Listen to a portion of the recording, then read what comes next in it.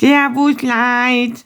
Wir wünschen euch ein gutes neues Jahr. Ein gutes neues Jahr, auch vom Baba. Ein Prosit, ein Prosit. Das ist das falsche Lied. Das wissen es nicht, gell? Prosit Neujahr. Naja, auf alle Fälle ein gutes neues Jahr, dass alle eure Wünsche in Erfüllung gingen und nur schöne und glückliche Zeiten wünschen wir euch allen von ganzem Herzen. Genau. Ja. Das war doch wirklich ein schönes Silvester. Meiner Meinung nach. Das war das schlimmste Silvester meines Lebens, meiner Meinung nach. Wieso? Also, meine Mutter hat, das darf ich jetzt nicht sagen, Scheißerei, gell? Ja, das darfst du nicht sagen, dass sie die Scheißerei... Ich plapper mal. Ja, deswegen, also wir hätten voll die coole Silvesterparty geplant, mit total viel Leid und ja, und halt gefreut habe ich mich auf die Party, aber dadurch haben wir es jetzt alles absagen müssen und ich bin total allein da gesessen. Ich war doch auch da. Ah ja, mir immer halt. Mama kränkelt am Sofa umeinander. Ja, das ist halt so. Aber wir haben doch was Tolles im Fernsehen angeschaut. Na gell, das saublöde alte Zeigsel da. Irgend so eine alte Frau mit einem Butler, der ständig irgendwo drüber ist und alles in schwarz-weiß. Ja, sag einmal, wie alt bin ich nie? Wie alt bin ich nie? Aber das ist doch Kult. Ja? Ja, den kannst du allein haben. Ich mag das nicht. Ich mag was Fetziges haben. Ich bin noch jung und doch kein alter Mann nicht.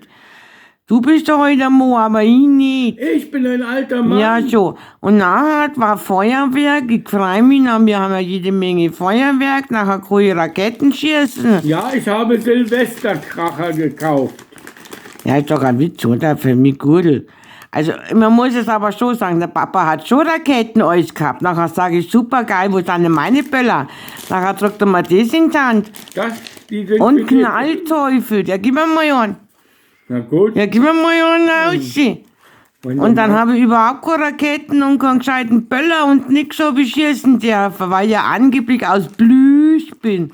Und deswegen bin ich leicht entzündlich, meine Herren. Martin, mach das auf. Meine Güte, es dauert jetzt auch wieder Ewigkeiten. Ja, aber das habe ich ja vom Jens Lupo gelernt. Man muss langsam reden, nachher vergeht die Zeit schneller. Ach so.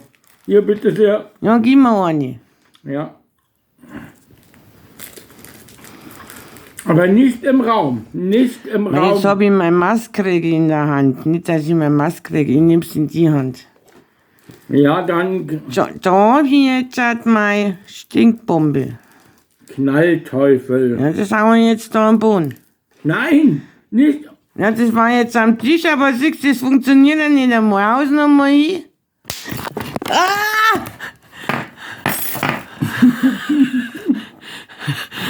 Leute.